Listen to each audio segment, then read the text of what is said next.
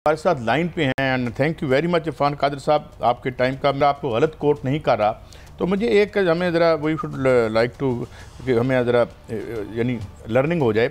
आप कहते हैं कि आइन में लिखा हुआ कि वज़ीर-ए-आज़म किसी अदालत को जवाबदेह नहीं हैं, तो क्या हमने बहुत से दूसरे मुल्कों में देखा, प्राइम मिनिस्टर इज़राइल के ऑलमर्ट जो हैं गालबन अभी भी जेल टर्म सर्व कर रहे हैं और इस तरह के और भी मिलते हैं, तो क्या हमारे आइन में ये है ऐसी बात कि हम प्राइम मिनिस्टर बाद उनके टेन्योर भी उनको हम ट्राई नहीं कर सकते, और क्या वो उनको इम्यूनिटी हासिल है? जनाब इरफान कादिर साहब, कोई इम्यूनिटी हासिल नहीं है। जब वो टेन्योर ख़त्म हो जाएगा तो आप उनको ट्राई कर सकते हैं। ओके ओके, यानी आपके कहने का मकसद ये है कि while he is in the office he cannot be tried. Am I right sir? While in his office he is not answerable to any court. वो किसी अदालत को जवाबदेह नहीं है जब तक कि वो अपने मनसब पे फायज हैं। अपने फ़राइज़ मनसबी के बारे में वो किसी अदालत को जवाबदेह नहीं है। पाकिस्तान में ये जो कंटेम्प्ट लगाया था गिलानी साहब को, बिल्कुल सरियन गलत लगाया गया था, और मैं बारहा वजाहत कर चुका हूँ कि अगर चिट्ठी लिखना वज़ीर-ए-आज़म का काम था तो फिर वो उनका मनसब था और उसमें वो जवाबदेह नहीं थे, और अगर चिट्ठी लिखना उनका काम नहीं था तो सुप्रीम कोर्ट का कोई मतलब नहीं था कि वो वज़ीर-ए-आज़म को कहते कि वो चिट्ठी लिखे। वज़ीर-ए-आज़म को प्यादा नहीं है सुप्रीम कोर्ट का। अच्छा इरफान साहब, गुजारिश ये है कि हमने हमेशा सुना था सदर पाकिस्तान और गवर्नर उन्हें इम्यूनिटी हासिल होती है। आपकी गुफ्तगू से ऐसा लग रहा है कि ये वज़ीर-ए-आज़म पाकिस्तान को भी इम्यूनिटी हासिल है जब तक वो वज़ीर-ए-आज़म है। इसका मतलब है जो यूसुफ रज़ा गिलानी या नवाज शरीफ पे वो गैर कानूनी काम किए गए। एम आई राइट सर? नहीं, आप आर्टिकल 248 निकाल लें ना, उसमें साफ लिखा हुआ है। आर्टिकल 248 आइन का खोल लें, उसमें लिखा है कि prime minister is not answerable with regard to his functions और in the exercise of his functions to any court. तो एनी कोर्ट में तमाम अदालतें आ जाती हैं अपने फंक्शंस में। बाकी जो इम्यूनिटी है क्रिमिनल प्रोसिक्यूशन से, वो जब वज़ीर-ए-आज़म ऑफिस में भी हो तो उनको कोई इम्यूनिटी क्रिमिनल प्रोसिक्यूशन से नहीं है, लेकिन इन the exercise of his functions वो जवाबदेह नहीं है। ये बड़ी इंपॉर्टेंट बात की आपने, यानी आपने एक डिस्टिंक्शन की कि जी क्रिमिनल जो है वो उस पर नहीं है इम्यूनिटी। तो ये फरमाइएगा कि एक और बात गश्त सुनाई दी जा रही है आइनी अदालतें के क़याम की। तो हमारा जो ये तसव्वुर था, हम जो मुब्तदी हैं, लेमैन हैं, कि ये सुप्रीम कोर्ट भी तो कॉन्स्टिट्यूशनल कोर्ट ही होती है, और कुछ मुल्कों में से कॉन्स्टिट्यूशनल कोर्ट कहते हैं, किसी में सुप्रीम कोर्ट। तो ये क्या आइडिया है हुकूमत के ज़हन में कोई ऐसी और सुपरा बॉडी बनाने का? अगर होगा तो कैसे आइन में कुछ तब्दीली करनी पड़ेगी, या ये बिल्कुल अभी र्यूमर मिल है? जनाब कादिर साहब। नहीं, र्यूमर नहीं है। दुनिया के बहुत से ममालिक में अदालतें वो काम भी करती हैं जिसको हम कहते हैं एडजुडिकेटरी वर्क, बतौर एडजुडिकेशन भी करते हैं वो।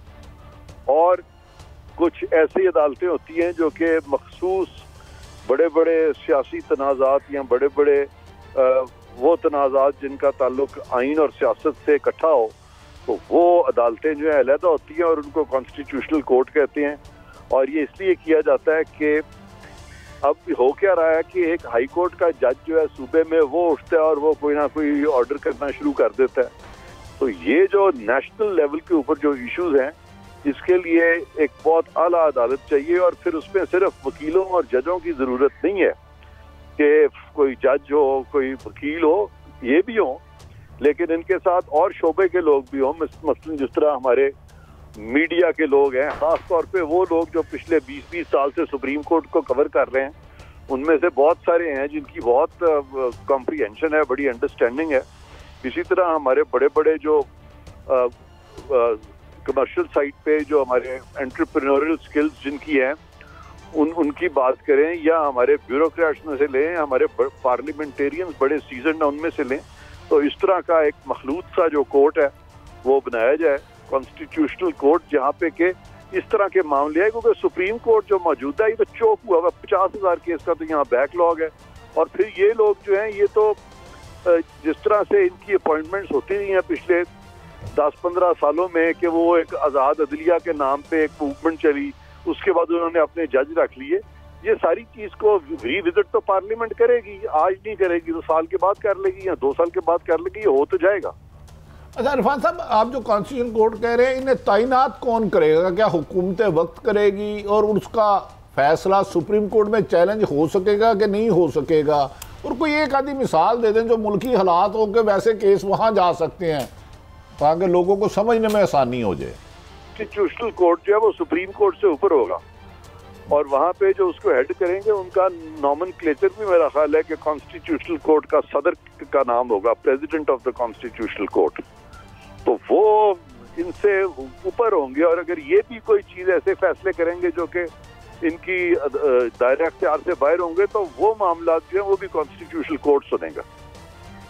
अच्छा, ये इसमें इसके लिए क्या नंबर वन कोई हमें आइन में तरमीम करनी पड़ेगी, और इस वक्त जो हमारी पार्लिमान की सूरत हाल है जिसमें से अपोजिशन सारी बाहर है और तकरीबन वन साइडेड ही खेल हो रहा है वहाँ पे, तो आप समझते हैं कि इसकी क्रेडिबिलिटी क्या होगी in the wake of all the conflicts and division that we see in various institutions, particularly जो आपकी अदालत है आलिया? क्रेडिबिलिटी सबसे ज्यादा होगी। उसकी वजह यह है कि आप इस पे मुख्तलिफ शोबाजात के लोग जो है ना, टॉप के लोग वो लेंगे। कोई 10-12 लोगों का ये कोर्ट होगा और ये टॉप के लोग होंगे जिसमें कि सियासतदान भी होंगे, जिसमें ब्यूरोक्रेसी के लोग भी होंगे, जिसमें सर्विसेज से, फोर्सेस से, आर्म फोर्सेस से भी लोग होंगे, जिसमें मीडिया से भी टॉप के लोग होंगे। तो दो पिक किए जाएंगे 5-6 शोबों से। नहीं, ये हैंड पिक्ड होंगे, मतलब इनकी अपॉइंटमेंट का क्या तरीकाकार आपके ज़हन में है खाका?